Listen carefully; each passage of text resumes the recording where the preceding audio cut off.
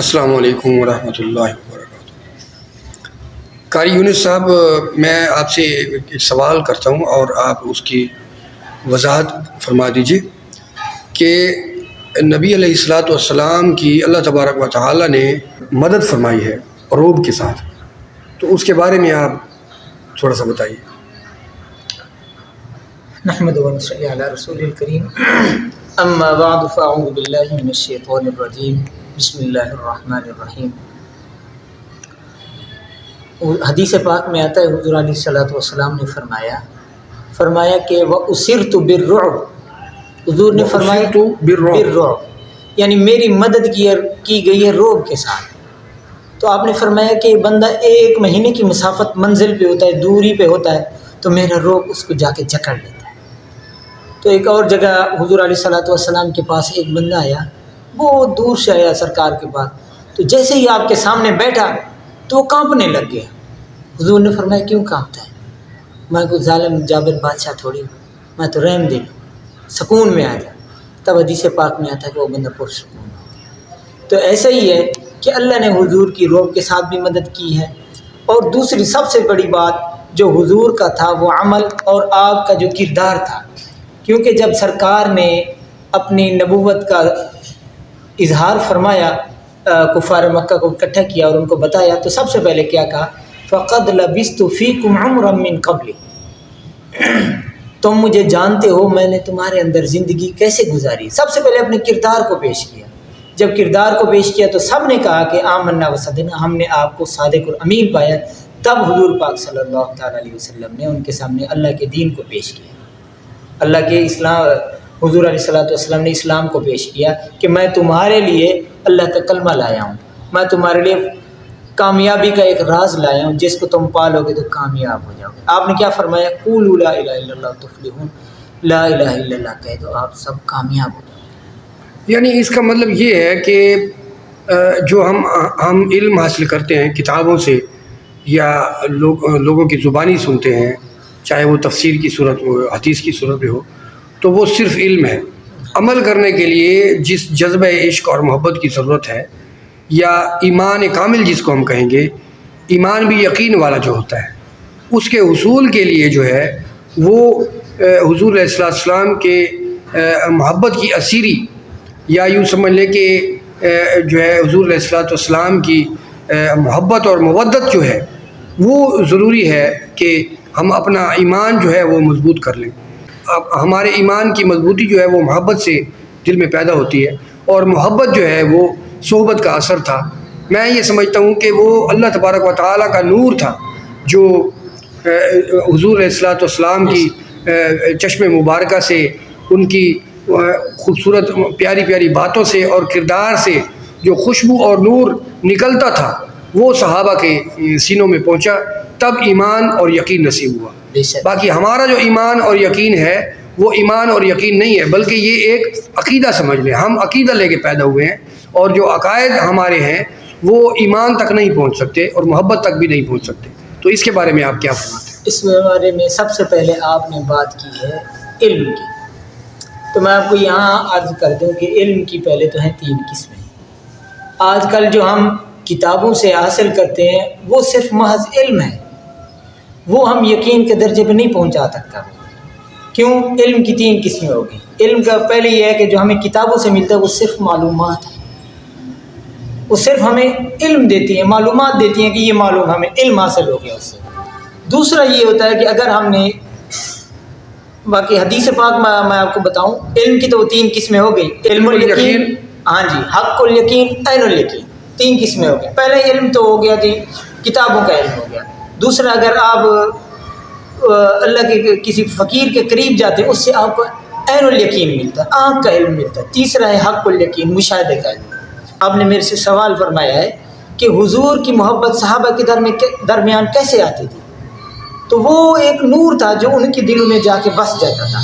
اب کثیر ہزاروں کی تعداد میں ایسے واقعات ہیں کہ ایک صحابی حضور علیہ السلام کے پاس ایک ہی دفعہ تشریف لائے دمشق سے، تو دیکھا تو سرکار کا جو ہے مبارک کھلا ہوا تھا، گرمیوں کا موسم تھا، تو وہ اسی وقت آئے، کچھ دن رہے، پھر واپس چلے گئے۔ ساری زندگی انہوں نے اپنے بٹن نہیں لگائے۔ کسی نے پوچھا کہ آپ نے ایسا کیوں کیا، کیوں کرتے ہو، کیوں نہیں لگاتے؟ تو انہوں نے کہا میں نے اپنے آقا کریم صلی اللہ علیہ وسلم کو اسی حالت میں دیکھا تھا۔ تو یہ ایک محبت تھی۔ اسی طرح حضرت عبداللہ ابن عمر رضی اللہ تعالیٰ عنہ سے روایت ہے کہ آپ ایک دفعہ مدینہ پاک سے مکہ کی طرف جا رہے تھے حج کرنے، تو آپ نے ایک درخت دیکھا، جا کے اس کے درخت کے نیچے تھوڑی دیر بیٹھ گئے، پھر واپس تشریف لائے۔ تو ان کے غلام نے عرض کیا حضرت یہ کیا چکر تھا، آپ گئے وہاں بیٹھے کچھ بھی نہیں کیا پھر واپس آ گئے؟ تو انہوں نے جواب دیا کہ میرے بھائی بات یہ ہے، میں نے اپنے محبوب کریم علیہ الصلوۃ والسلام جب یہاں سے میں ان کے ساتھ تھا گزرے تھے تو آپ علیہ الصلوۃ والسلام ایسے ہی تشریف فرما ہوئے تھے، میں ان کی وہی نقل کر رہا تھا تاکہ میری جو ہے نا ان کی مشابہت ہو جائے۔ میرا جو اس لحاظ سے جو میرا موقف ہے اس کے بارے میں یہ پوچھنا چاہتا ہوں کہ ان لوگوں نے نبی علیہ الصلوۃ والسلام کو دیکھنے کے بعد اور ان لوگوں کے جو محبت کا جو یہ تقاضا تھا، اتنی محبت جو تھی وہ کردار کے ساتھ تو تھی، لیکن اس کردار میں جو تھا میں سمجھتا ہوں وہ اس کردار میں اللہ تبارک و تعالیٰ کی نعمتیں، برکتیں اور محبتیں اور انوار تھے جو لوگوں پر جب پڑھتے تھے۔ اب دیکھنے سے تو کوئی مطلب اگر کوئی حسین شخص ہمیں نظر آتا ہے تو ہمیں صرف اس سے اتنی محبت، اور دنیا میں بھی ہمیں اتنی محبت ہو جاتی ہے کہ ہم اس کے صرف گن گاتے ہیں، لیکن وہ جان قربان کرنے کے لیے تیار ہو جاتے تھے اور وہ ان کی شباہت پوری اپنانے کے لیے تیار ہو جاتے تھے، پھر ان کے لیے روتے تھے۔ یہ رونے والا جو جذبہ تھا میں یہ سمجھتا ہوں کہ وہ اسی اللہ تبارک و تعالیٰ کے انوار کی وجہ سے تھا، تجلیات تھیں جو حضور علیہ الصلوۃ والسلام کے سینہ مبارکہ میں موجود تھیں۔ اور آج ہم دیکھتے ہیں کہ بہت کم لوگ ہیں جو نعت پڑھتے ہیں تو ان کو رونا آتا ہو، یا حضور کی یاد میں وہ تڑپتے ہوں، روتے ہوں۔ اگر روتے بھی ہوں گے، تڑپتے بھی ہوں گے تو یہ موروثی ان کے دل میں اللہ تبارک و تعالیٰ نے اپنے محبوب کی محبت کو اجاگر رکھا ہوا ہے۔ لیکن میں یہ سمجھتا ہوں کہ وہ اب بھی وہ موجود تو ہے لیکن بہت کمزور صورت میں ہے، اور اس کا صحیح جو اس محبت کو پاکیزہ اور مزید طاقتور بنانے کے لیے جس چیز کی ضرورت ہے وہ کثرت ذکر ہے اور صحبت اولیاء ہے۔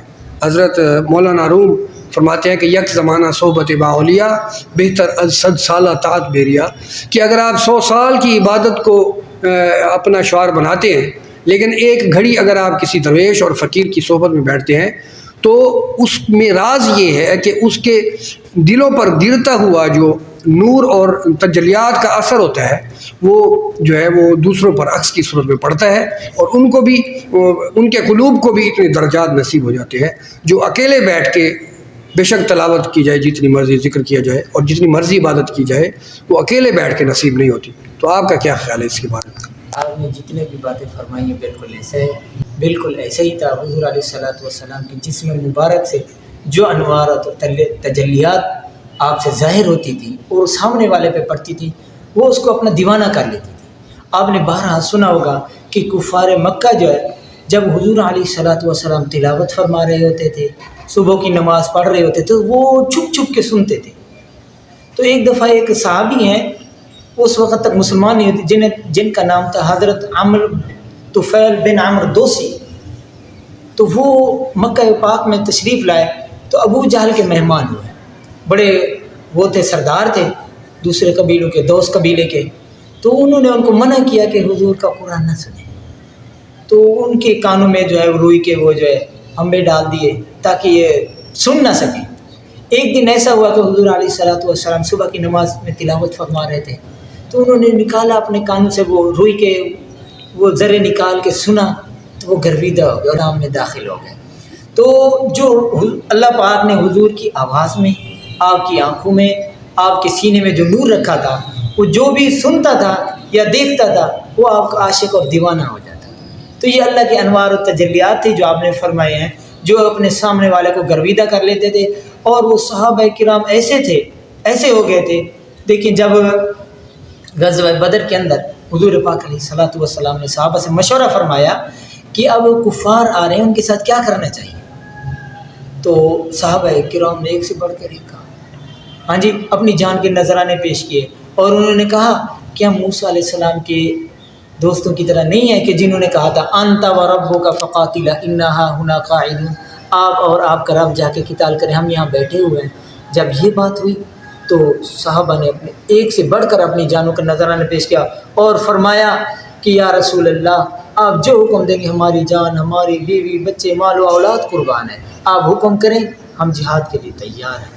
تو اسی طرح بہت ساری مثالیں ہیں حضور علیہ الصلوۃ والسلام کے ساتھ صحابہ نے محبت کی۔ ایک اور حضرت خنسہ تھی تقریباً، جو مجھے نام یاد پڑ رہا ہے، وہ غزوہ احد کے اندر جب ایک خبر مشہور ہوئی سرکار صلی اللہ تعالیٰ علیہ وسلم کی شہادت کی، تو وہ دیوانہ وار تشریف لائے۔ حالانکہ عورت تھی، گھر میں بیٹھی تھی، گھر سے نکلی، پتہ چلا کہ سرکار جو ہے اس دنیا سے ظاہری پردہ فرما گئے ہیں، تو آپ دیوانہ وار باہر نکلی۔ درمیان میں خبر ملی کہ تیرا بیٹا بھی شہید ہو گیا، تیرا شوہر بھی شہید ہو گیا، تیرا باپ بھی شہید ہو گیا۔ آپ نے فرمایا سب غم ایک جگہ، لیکن مجھے پہلے یہ بتاؤ کہ حضور پاک صلی اللہ علیہ وسلم کی کیا خبر ہے۔ اتنی محبت تھی۔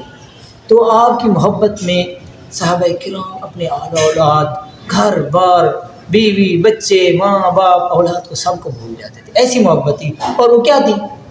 وہ اسی لیے تھی کہ وہ جو آپ کے اعمال و تجلیات ان کے اوپر پڑتے تھے نا، اس سے وہ ساری تکالیف جو ہے وہ بھول جایا کرتے تھے۔ اچھا، اس نشست کی جو لب لباب ہے، وہ میں یہ کہنا چاہوں گا جو میرے دل میں بار بار آ رہی ہے، اور کہنے سے گریز بھی نہیں کرنا چاہیے، کہ آج ہم جتنی بھی بیانات، تقاریر سنتے ہیں، کتابیں پڑھتے ہیں، ان سب چیزوں کا تعلق جو ہے وہ علم سے ہے، ہمیں معلومات ملتی ہے۔ لیکن کمی کس چیز کی ہے؟ کمی اس چیز کی ہے کہ جس طرح مولا علی علیہ الصلوۃ والسلام فرماتے ہیں کہ العلم و علمان ہے، کہ علم دو ہے۔ ایک علم وہ ہے جو زبان پہ ہے، علم و اللسان فذالک حجت اللہ علی ابن آدم۔ پھر فرمایا کہ العلم فی القلب، اور ایک وہ علم ہے جو قلب پہ اترتا ہے، فذالک علم النافع۔ تو نافع علم جو ہے وہ وہی ہے جو نور کی صورت میں دلوں پہ اترتا ہے۔